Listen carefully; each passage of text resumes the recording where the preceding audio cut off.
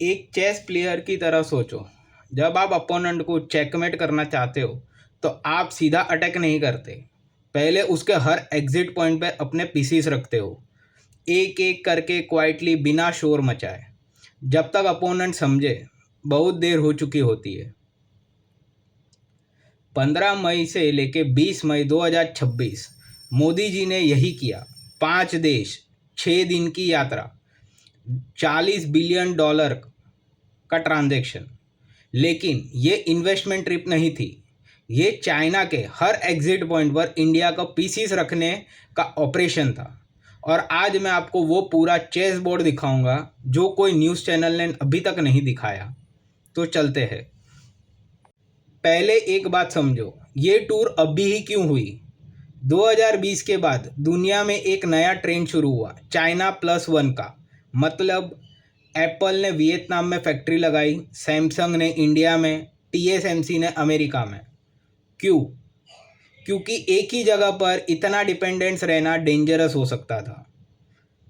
पहले दुनिया चाइना में फैक्ट्री लगाती थी, अब दुनिया चाइना का बैकअप इंडिया में बना रहा है।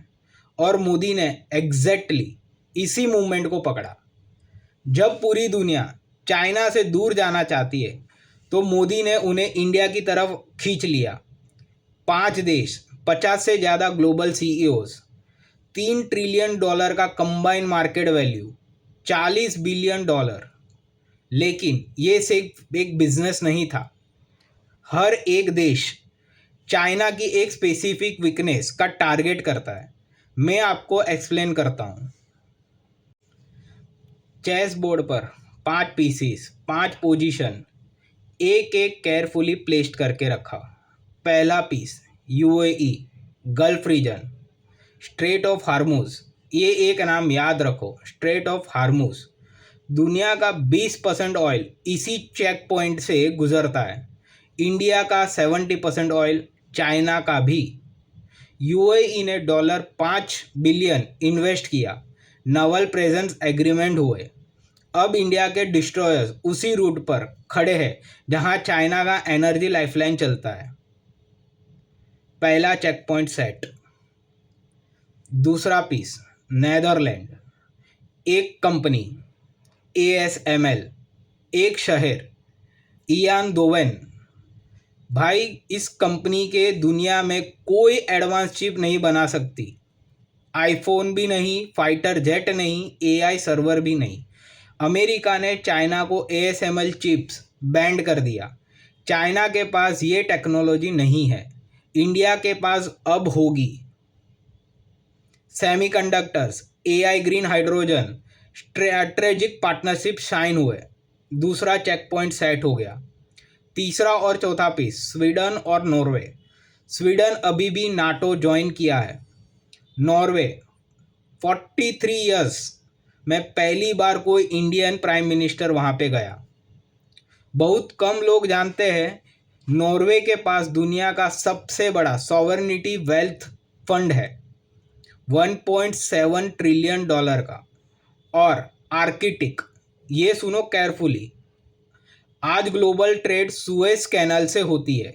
लेकिन जब आर्कटिक का आइस पिघलता रहेगा, नया शिपिंग रूट खुलेंगे, शॉर्टर, चीपर, चाइना के कंट्रोल से काफ़ी दूर।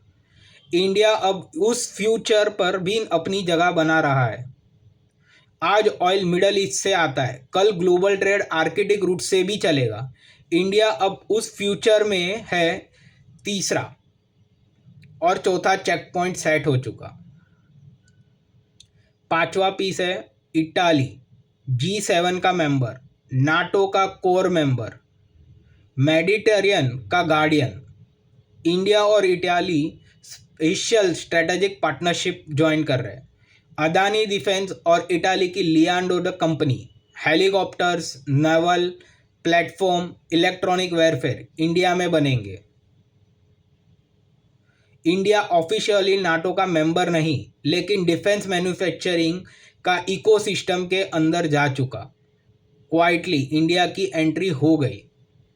पांचवा चेक पॉइंट सेट हो चुका। यूएई का एनर्जी रूट, नेदरलैंड का चीप सप्लाई, स्वीडन इटाली का नाटो डिफेंस इकोसिस्टम, नॉर्वे का आर्किटिक फ्यूचर। ये फॉरेन टूर नहीं था, ये इंडिया का फ्यूचर को सिक्योर करने का एक साइलेंट ऑपरेशन था। अब क्लियरली समझो, चाइना की सबसे बड़ी वीकनेसेस। पहली, एनर्जी डिपेंडेंस। चाइना अपना 70% ऑयल गल्फ से इंपोर्ट करता है। दूसरा, चिप स्टारवेशन। चाइना को एडवांस चिप नहीं मिलते, ASML ने बैन किया हुआ है। बिना चिप के AI, डिफेंस, इकोनॉमी सब स्लो डाउन हो जाता है। तीसरी, मैरीटाइम वल्नरेबिलिटी। चाइना का 90% ट्रेड इंडियन ओशन से होता है। अब देखो मोदी ने क्या किया, गल्फ ने UAE डील किया, चाइना के एनर्जी रूट के ऊपर इंडिया खड़ा हो गया। नेदरलैंड में ASML डील, चाइना जो चिप सेट नहीं खरीद पाता था इंडिया पर आ गया।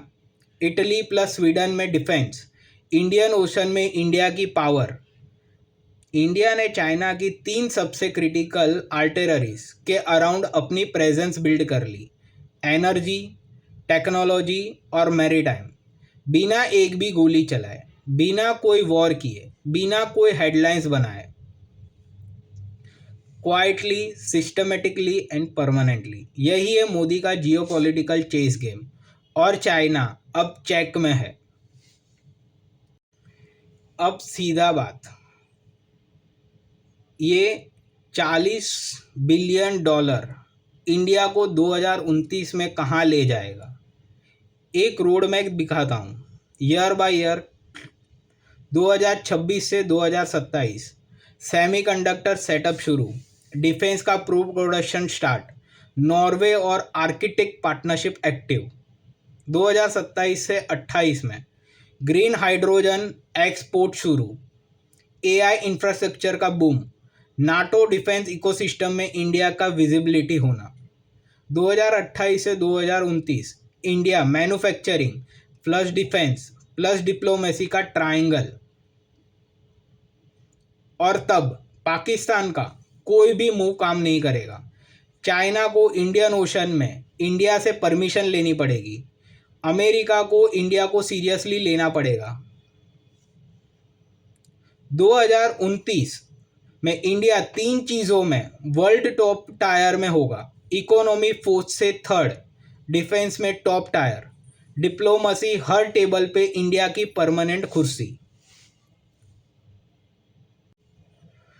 तो क्या था ये टूर, एक 5 देश, 6 दिन, $4 बिलियन, एक चाइना का हर वीक पॉइंट पर इंडिया का पीसीस, नाटो इकोसिस्टम में इंडिया की साइलेंट एंट्री, 2029 तक इंडिया का कंप्लीट पावर आर्किटेक्चर। एक टाइम था जब इंडिया दुनिया के डिसीजन फॉलो करता था, आज इंडिया दुनिया का पावर मैप को शेप कर रहा है। और शायद इसीलिए मोदी का ये टूर हेडलाइन से ज़्यादा हिस्ट्री बुक के लिए इम्पोर्टेंट था। मैं हूँ अंकित एनालिसिस पे, मोदी एनालिसिस पे।